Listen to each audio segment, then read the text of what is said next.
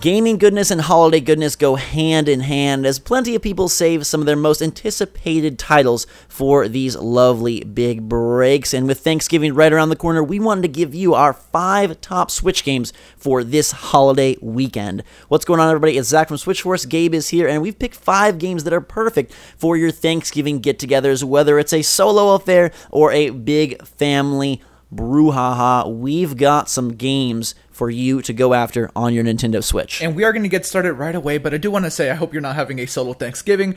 We are recording this the day before Thanksgiving, so happy holidays to you all. And this, of course, qualifies for Christmas or whatever. Any one of these holidays in the next couple of months. With that said, though, we can get into number 5, Zach. Take it away. Yes. So number 5 is kind of an obvious choice, but it has to be said because it's such a complete version of the game and possibly the best version ever of this franchise, and that would be Mario Kart 8 Deluxe. Came out early in the Switch's life cycle and is a stellar port. It has a bunch of fantastic offerings, multiplayer-wise, in terms of races and in terms of battles, and it is a glorious one to play against friends and foes alike. I love this game. I still think that years down the road, it's going to be one of the top Switch titles and will be an evergreen sales title, and is definitely a great one for this weekend. Absolutely. It's sold a whole bunch, so chances are if you have a cousin come over that you don't see very often, and he has a Switch, he probably has the game too, so you can just beat him up, or beat him to the finish line with Mario Kart. There's little that hasn't been said about the game. Like you said, it's one of the best entries in the franchise ever, debatably the best. And again, not plus with all the assists and stuff, it's great for families. If you have younger players or older players or people that aren't as familiar, you can kind of balance things out, and it's lighthearted enough to still keep people cordial throughout the day. I don't know how cordial we remain for Mario Kart, but split screen helps, and wireless play helps, and there's a whole lot to do there. Absolutely, and that carries us to number 4, which is our only solo single-player game on the list, but it's the most fitting Thanksgiving title, and that is the one, the only Stardew Valley. Look, Thanksgiving originally, pilgrims, things like that, and not that Stardew Valley is like a pilgrim simulator, but hey, you plant things, and in Stardew Valley you get to have your own farm, and you get a little farm bequeathed to you, and it doesn't sound a whole lot of fun to have like a farming simulator, basically, not farming simulator of the game, but this is actually super fun. There's a cool story that goes with it, and having to maintain your crops through the season is absolutely fantastic. And if you for some reason want to stay away from your annoying cousins, I don't know why I keep bringing cousins to this, but if they're a little too annoying, go hide in a room somewhere, play Stardew Valley. It's the cheapest one out of all of the, no, it's not actually, number 2 might be. It's not full price, so if you don't have it already, there is maybe sales coming up for Black Friday. You can buy some points and get this game. It's a lot of fun. We played it, we streamed it, and it's an indie darling for a reason. There's a lot to like there. Absolutely. Plus, it'll give you a lot of hours of gameplay, something that could carry towards Christmas or whatever you celebrate towards the end of the year. And at $14.99, you're not gonna go wrong in terms of value proposition.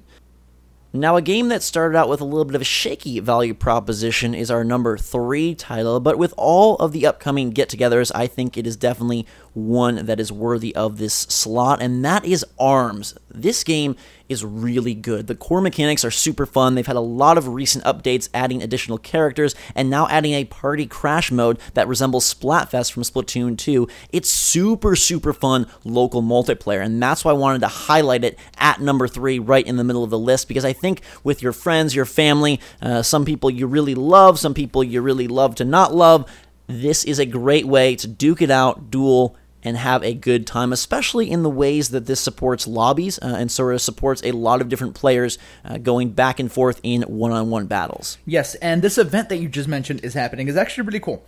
It runs from the 22nd to the 24th, and it does something where it incentivizes you to use some of the more common ARMS characters, Springman and Ribbon Girl to be specific for this time. You get a boost in experience and coins, or not coins, the currency, by using them, so you have a good chance to dive in for the first time. I would wager that a lot of people are going to be playing it for the first time, and so the player base should be there even now. Played it just a few days ago. Going in there finding multiplayer matches is not difficult. There's still plenty of people playing. The only thing is a lot of them are very good at the game. But if you're a little bit too intimidated to hop online, you still have the Grand Prix, and as well as the new characters that have been released since the launch of the game. Absolutely. And it really is a fun game. I think that us here at SwitchForce, that may have been our favorite local multiplayer night, was the launch night of ARMS, when we all got to duke it out and have that Twintel versus Kid Cobra action that caused a lot of Fourth Edge controversy. But it's absolutely one that has aged well. They've continued to update well, and I think has earned its worth over the last couple of months. And that takes us to my favorite game on the list, and I was pushing for this at number 1, but it's going to be number 2. It's Overcooked, and it is the special edition, the deluxe edition of Overcooked on a Nintendo Switch. It comes with both expansion packs. This is perfect. One, glorious co-op. People that you haven't interacted with in a while, best friends from faraway places. You can now unite in one kitchen and make Thanksgiving masterpieces. There are no turkeys to cook in Overcooked, but you will be making soup, sandwiches, and burritos, and it is a brilliant blast of a time.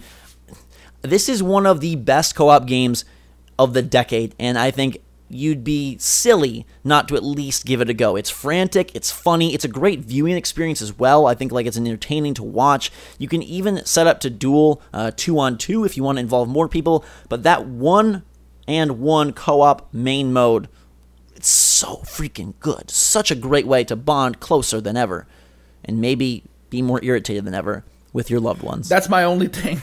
You play this with friends you haven't seen in a while, you might not want to see them for a while longer. If you, at least if you're like us, because we get a little heated when we play in games like this. But by all means, play this with your friends and hopefully remain friends afterwards. Yeah, $20. It's great. It's got fantastic couch co-op. Some people have complained about some of the performance of the port.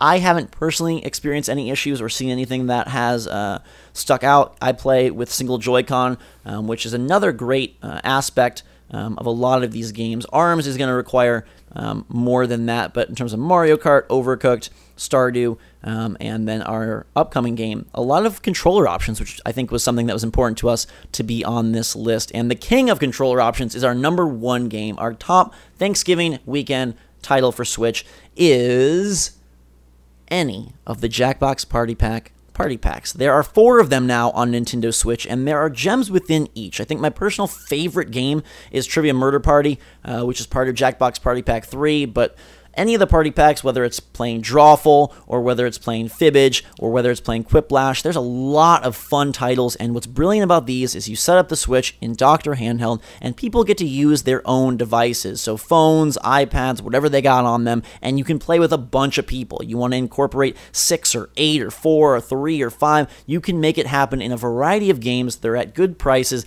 and everybody I've ever introduced to Jackbox has come away smiling, laughing, and having a good time.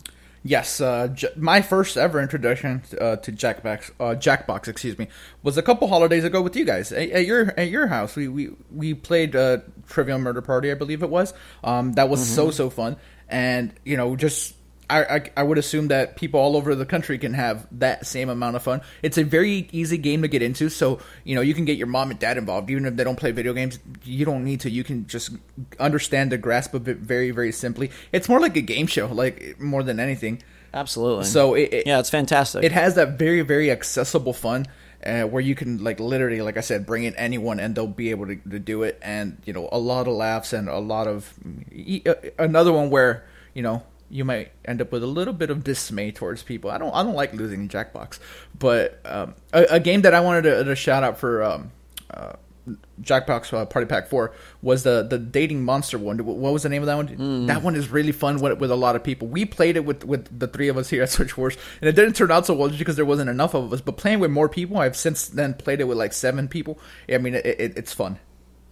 Yeah, there's quite a few, like I said, good games in there. Gabe is talking about Monster Seeking Monster, part of Party Pack 4. I really like Fibbage 3 in Party Pack 4. I think that's my personal favorite out of that pack. But again, all 4 packs are available on the Switch, and hey, you'd be in good shape if you grabbed all of them. I've played with my grandparents. It's super easy, and then maybe, hey, you can introduce them to the Switch that way, and then move them onto something a little bit more gamey, such as Mario Kart or Overcooked, ARMS, or Stardew Valley if you want a little calm solo time. But that's our list, from Mario Kart 8 Deluxe to Stardew Valley, ARMS, Overcooked Special Edition, and any of the Jackbox Party Packs. Let us know what games you're going to be playing over the holiday weekend with your friends and family. If it's any of these, let us know. We're curious to hear if you are going to be picking up any of these for your family fun. In the meantime, everybody, have a wonderful weekend. We hope you enjoy your get-togethers, whoever they're with.